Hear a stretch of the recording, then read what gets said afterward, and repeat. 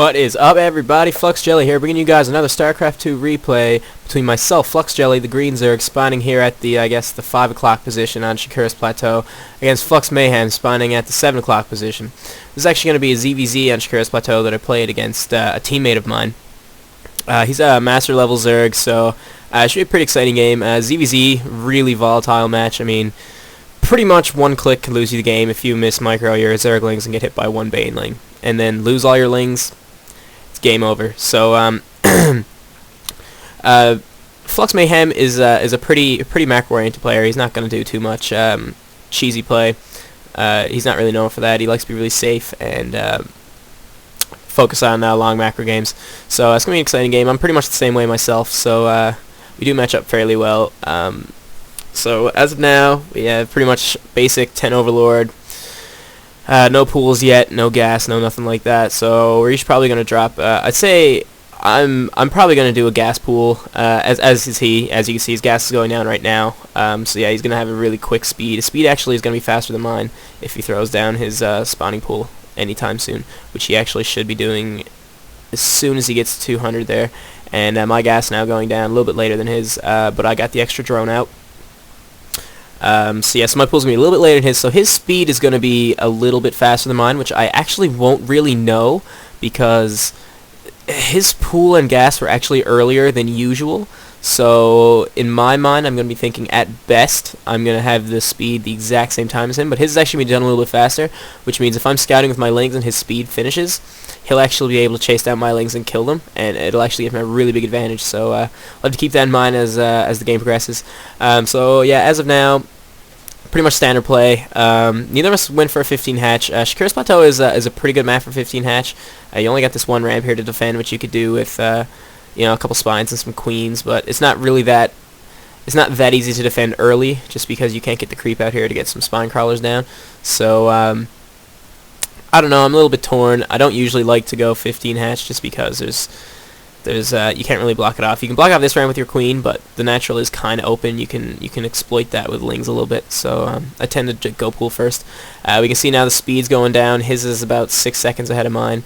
And he is getting actually more lings out than me too. I only dropped 4. I don't like that you make too many lings right away. I just want to get a scout in first and then decide from there, because if they do the same thing, they only make a couple lings and then drone behind it, and I end up making up a lot of lings. I'll actually be a little bit behind because they still do have the queen to defend with, and they'll have a couple more drones than me. And you really in ZvZ the game breaks down to who has the most drones, and you want to keep as many drones as you can. You don't want to lose any in a perfect world. We do see my hatch dropping down right now, a little bit faster than his. I don't know what he's expecting to do here. He's probably going to end up going roaches up behind this, or he's just going to have a really late hatch. Yeah, he's just going to drop his hatch down kind of late. So both of us actually going to be settling in for a little bit of a macro game here. The Zerglings actually do cancel that hatchery, though, and the drone is forced away, and it's actually taken out, so this is actually going to really delay his hatchery right now. fluxMayhem does have to get another drone out here and put down this hatchery, or he's going to be so far behind. I mean, already my hatch is half done, so actually it's a little bit more than half done, so he is actually already behind enough, so his hatch does go down right now.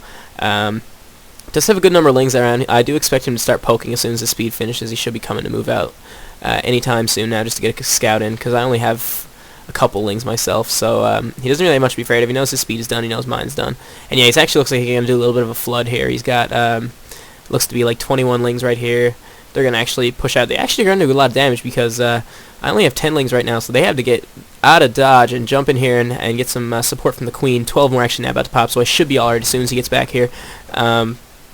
Not sure exactly why I canceled that Roach Warren. I'm actually throwing it down again, so that was a little bit of a waste of minerals. But yeah, here comes Ling now into my base, and the Queen is coming out as well. So the Lings are actually going to get a surround on the Queen, which is really not good. And the Queen is actually going to go down, so I do have to throw another one down really fast, or I'm going to start falling behind in production.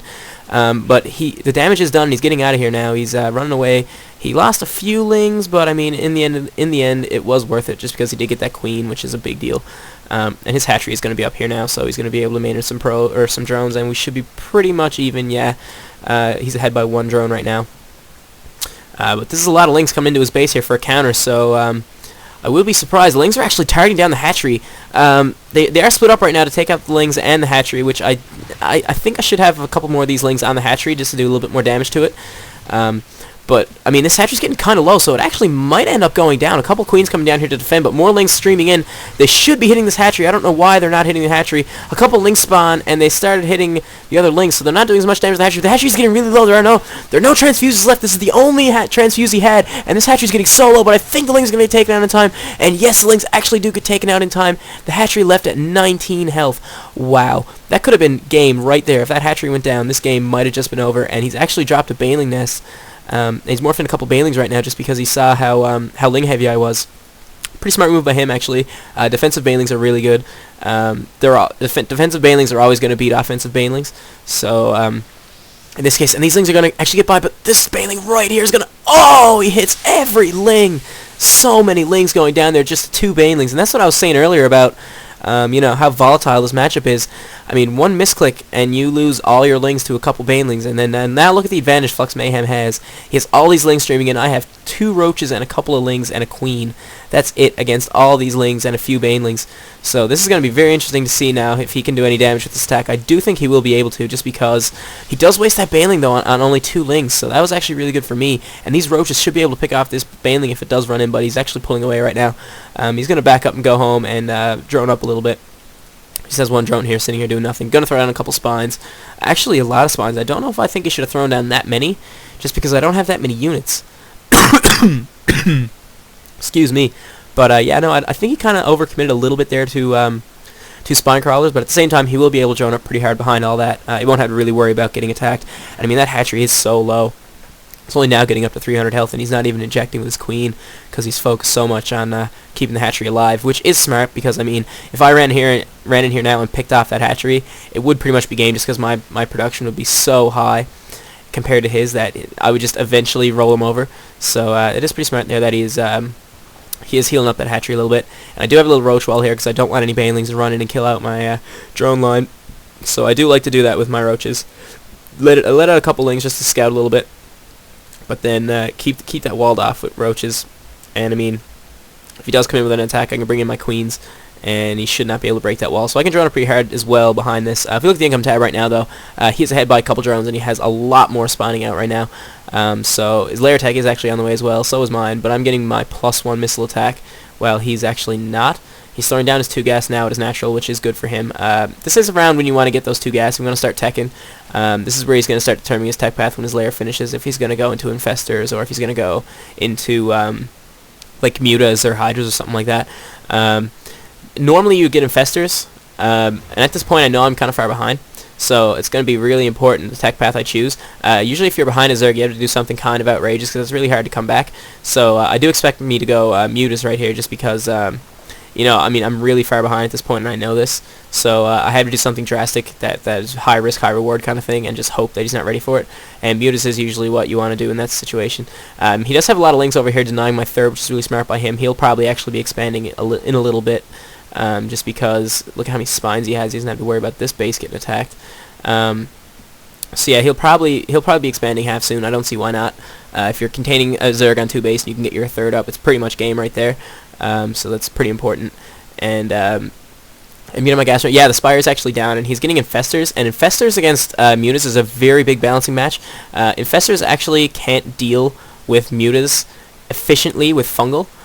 It's actually, if you spread out your Mutas at all, you'll actually come out on top every time, just because they don't do enough damage. I mean, it does take, like, I think it's 4 Fungals to kill a Muta. So you need a lot of Infestors to take out that many Mutas. And if they throw down Infestitarians, you just pick off the larva and then keep going and attacking the drones and stuff, right? So it is really good to go Muta against Infestor. Also, we do see Changeling coming into his main here, so I'm just trying to check his tech path. I do see that that Infestation Pit doesn't bother me too much. I should be alright in that situation. I don't really mind getting mutas.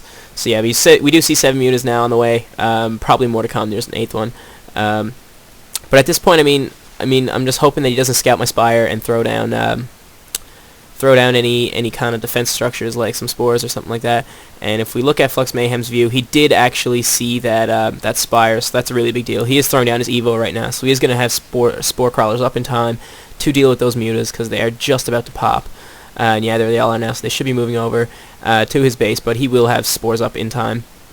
And he has 6 infestors on the way as well, so 6 infestors would actually be able to take out this pack of mutas, just because they're probably going to be clumped up a little bit, and that's not very many mutas, and that's a lot of infestors.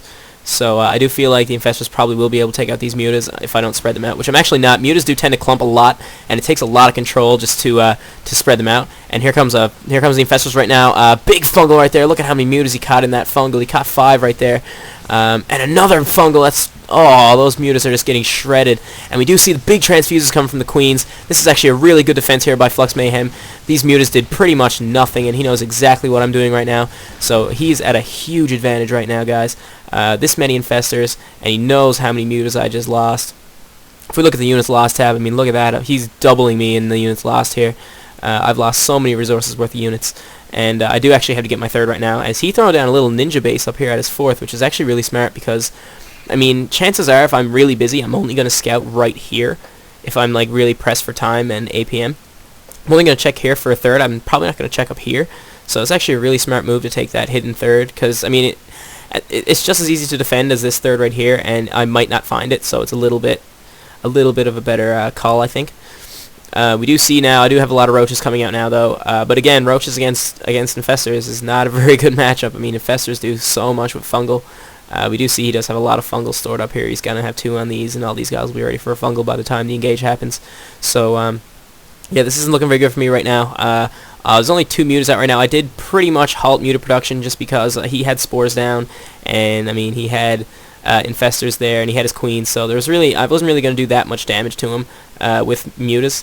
I only got out a few just to deny a couple of expansions, but we do see here a couple of infestors, one infestor getting picked off, and all these, he doesn't really have that many roaches because he did invest so heavily into the infestors that these roaches are going to do a lot of damage. He does throw a really good fungal down here, though, so a lot of these roaches are hurt, but these mutas are still alive, and this is what I mean about infestors not being able to deal with mutas, right? I mean, he can't really fungal the mutas and the roaches at the same time if I split them up, so he does have to choose what he's going to do. And these mutas over here are going to check for a 3rd. No, they're actually going to just fly over here and probably try to pick off the spine crawler or something. Yeah, that's exactly what they're going to do, actually. And if I can get these spines to go down, I can actually do a fair bit of damage to him, and a big fungal going down on the mutas right there, so, and a couple of infestitarians getting thrown down as well, so we're going to see if there's going to be able to get any damage on the mutas. Are actually baited into the base, so they're actually going to get taken out here.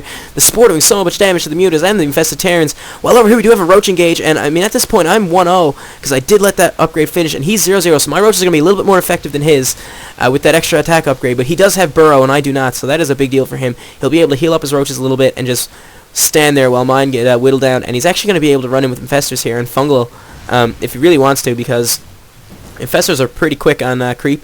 So I mean, this infestor at the back here almost getting picked off, but he did burrow it just in time. Really, really good move there by fluxMayhem, and at this point he's very far ahead. He does have spores down at his 3rd base over here, so muta harass is going to be shut down.